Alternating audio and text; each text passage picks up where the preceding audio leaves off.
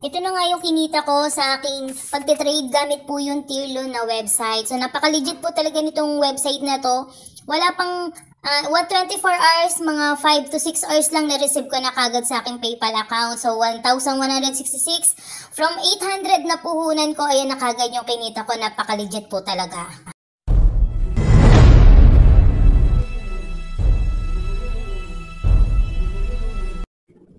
Hi mga ka-earnings! So, since nakailang linggo na rin naman simula nung nakapag-trade po ako dito sa Tirlo, may magte-trade po uli ako ngayon. So, punta tayo dito sa tatlong guhit sa upper left, tapos make a trade. So, dito nga pwede kayong pumili kung Litecoin or Bitcoin yung gagamitin nyo. So, since ang Litecoin, ito yung mababa yung exchange rate, magla-Litecoin po ako. And, ayan. So, tatry ko dito yung 20 USDT lang po. Okay? So, ayan, 20 USD, magkakaroon ako ng profit na 4.13 US dollar po. So, wala tayong gagawin dyan, magpa-trade lang tayo at magkakaroon na kagad ako ng profit na 4.13. So, ito yung LTC. Ito yung, ayan, baguhin natin na bago. 20.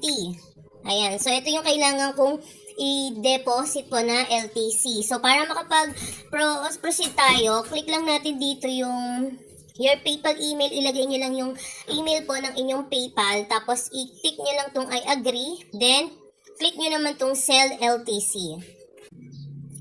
So, ito na yung makikita nyo exchange information. Ito yung kailangan natin, address, no? I-click nyo lang po yan para makopy.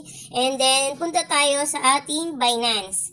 So, sa Binance, click nyo lang yung wallets, tapos spot, then click withdraw. So, dito, hanapin nyo yung LTC, send via crypto network. And then, i-paste nyo po dito yung kanilang address, yung kinapin natin kanina. So, makikita nyo nga dito, Litecoin, ang kanyang network. So, dito naman ay ikakopy uli natin tong amount ng LTC. Ayan. Tapos, paste natin dito. So, ayan po yung magkakaroon ng 0.01 na LTC to na network fee. Ito na yung aking i-deposit. So, 882 po siya sa Philippine Money. Okay, then click na natin tong withdraw and confirm.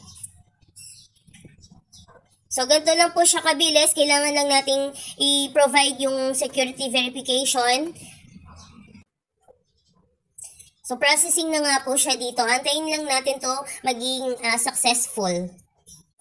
So, ito completed na nga po yung aking dineposit, no?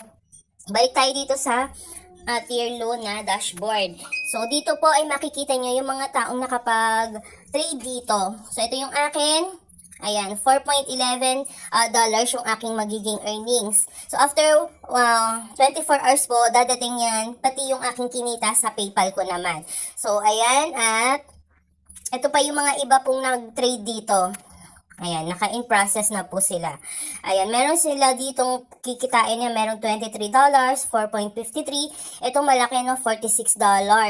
So, ito, pag gusto nyo mag-try, syempre, doon na lang tayo sa kaya pa lang ng budget. Kaya nag-try po ko ng 20 USDT pa lang, or 800 pesos po. So, tapos dito, your statistics, ito yung personal rate natin, number of transactions for this week, and yung earnings. So, ganyan lang po kasimple, gamitin itong kanilang website. Ayan, isi-share ko lang po sa inyo, may na-receive na nga ako na $21 or $21.69. January 7 po yan, no? Ayan, nakalagay nga siya. And, i-check ko ngayon sa Tirlo yung status po ng aking pagte-trade. So, balik tayo dito sa tatlong guhit, tapos make a trade. And then, dito sa baba, i-paste nyo ngayon dito yung payment ID. Ayan, tapos, check. And, ayan. So, ayan, nakalagay na nga po na already paid na nga po yung aking tinaran sa kahapon. Already paid na, guys. At ayan po yung aking nakuha, 19.92 tapos, or, ayan, 21.69 already paid. Ayan. So, nagtali naman po yung aking na-receive sa PayPal, no? 21.69. At dito sa aking tinirade. So, na-receive ko na nga po yung aking payment dito sa kanilang website, guys. So, napakabilis lang po. 4 to 6 hours lang na-receive ko na. Hindi na natin kailangan pa mag-antay pa ng 24 hours tulad nung pinangako nila, no? So, hindi sila totoo. Mas maganda pa nga kasi pinabilis po nila yung pagbabayad nila. So, napaka-easy lang naman. Kaya dapat lagi nyong tatandaan itong payment ID po ninyo para anytime po pwede nyong ma-check yung status ng inyong pag-trade o yung tinirate po dito sa kanilang website. Okay, so ayan, so napakabilis, namatik na po yan, mapupunta na kagad sa inyong PayPal. Ngayon naman, pag nasa PayPal na kayo, pwede nyo na po yan i-transfer naman sa inyong mga GCash account. Sa mga gusto nga pong sumubok mag-trade, so ito po yung gagamitin nyo sa sign in. Ayan. Wait lang